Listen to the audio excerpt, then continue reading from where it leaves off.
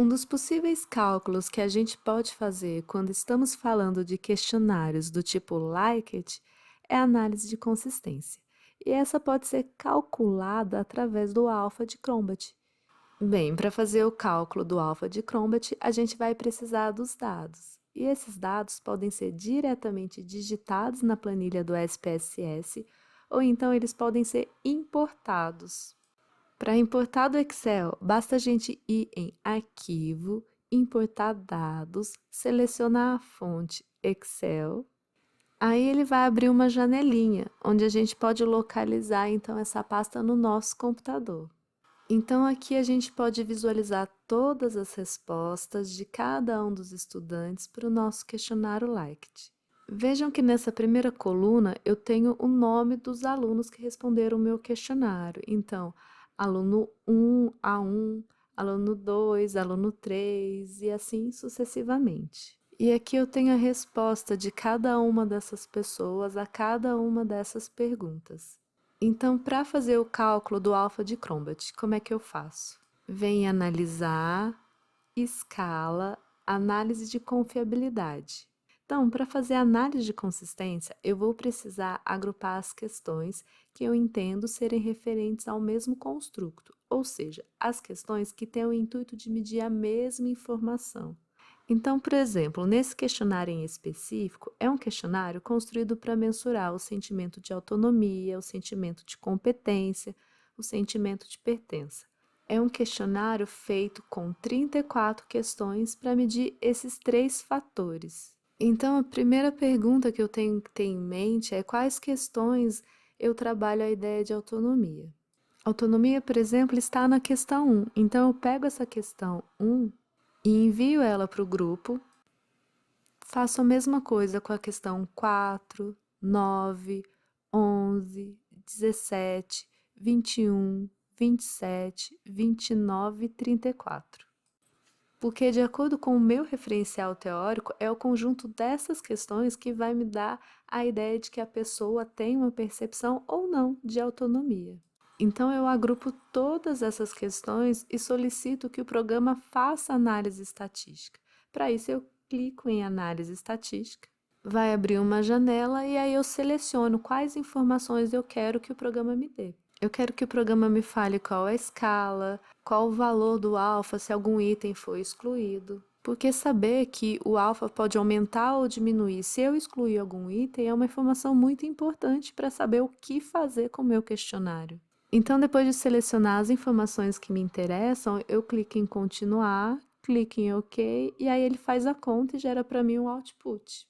O output é um arquivo dos resultados, e nele a gente vai conseguir observar o valor do alfa de Crombat para o conjunto de questões que eu pedi para ele analisar. Nesse caso, as 9 questões geraram um alfa de 0,76 aproximadamente. O alfa dá para a gente uma ideia de precisão. Quanto mais preciso for o meu dado, maior vai ser o meu alfa.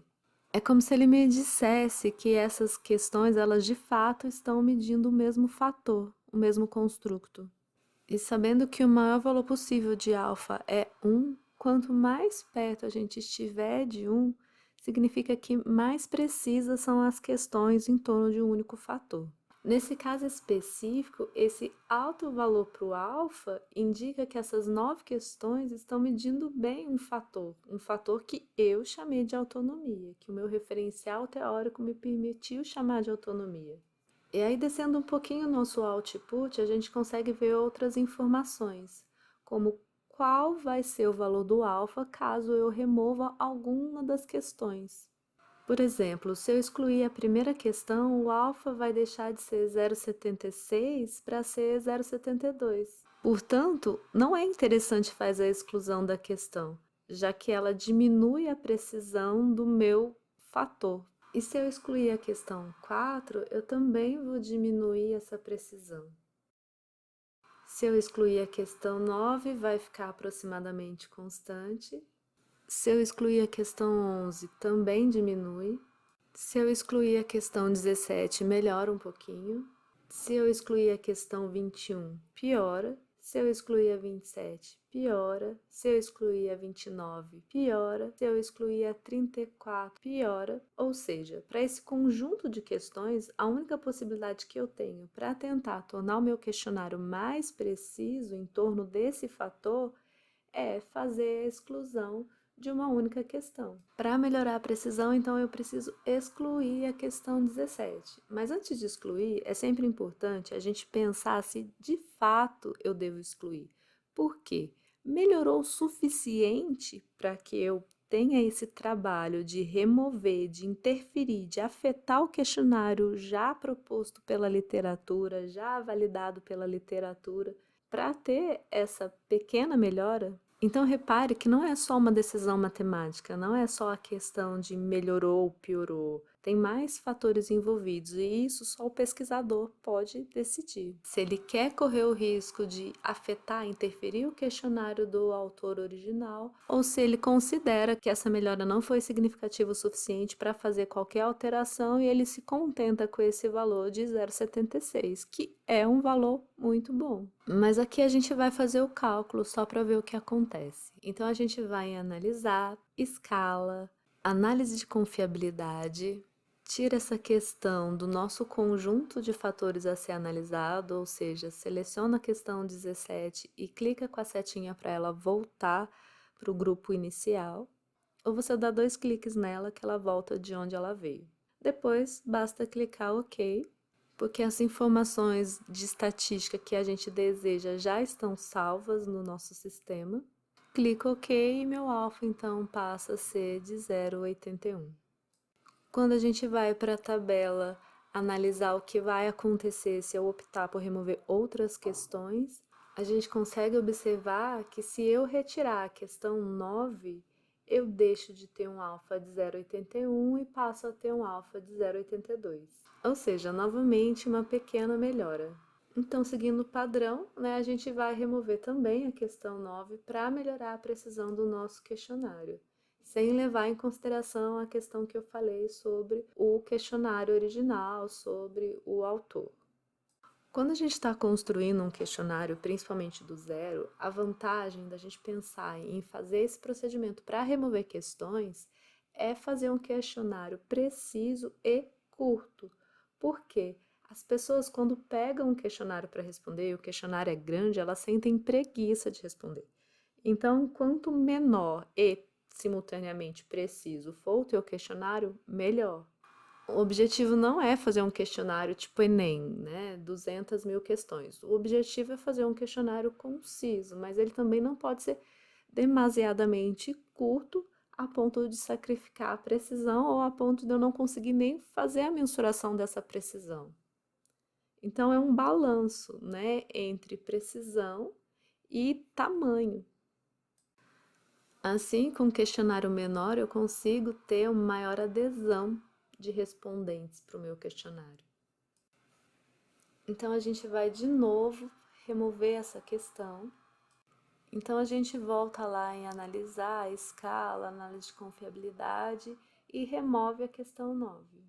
Fazendo isso, eu passo a ter meu alfa de 0,82 para um total de 7 questões, ao invés de 9.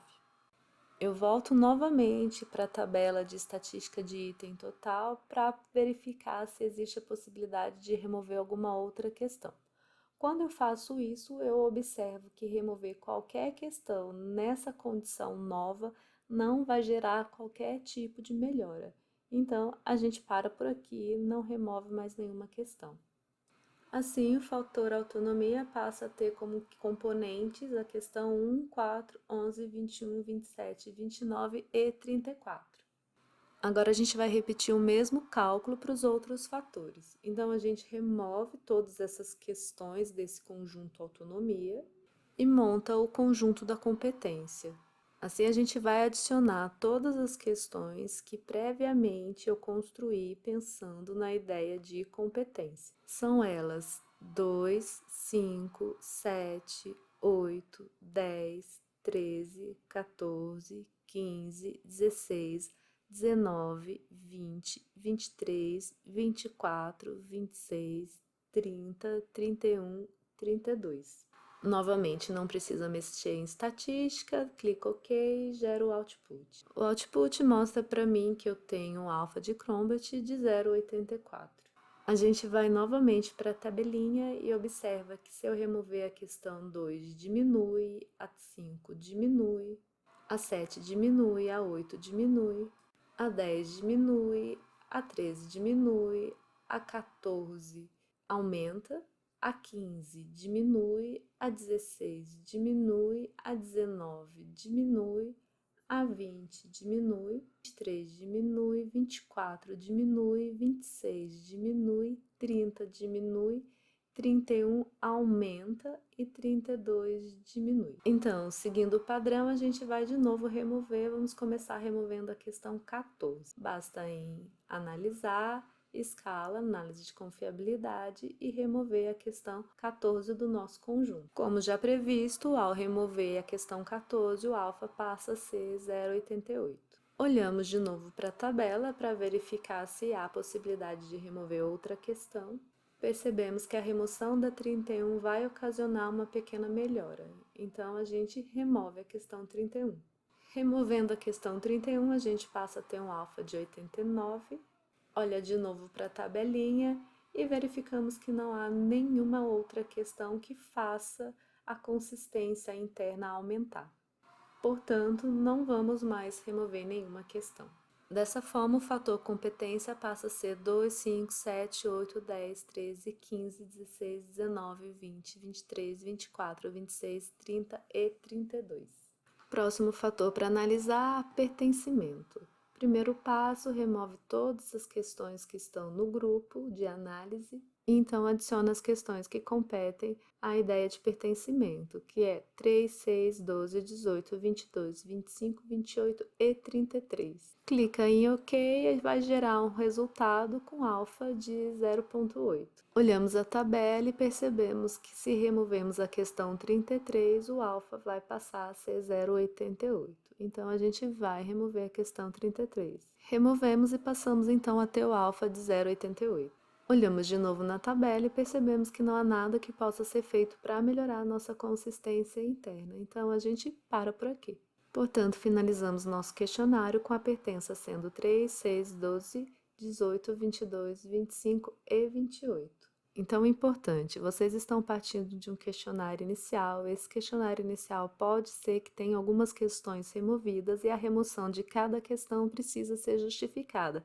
A gente pode fazer essa justificativa através da análise do alfa de Cronbach.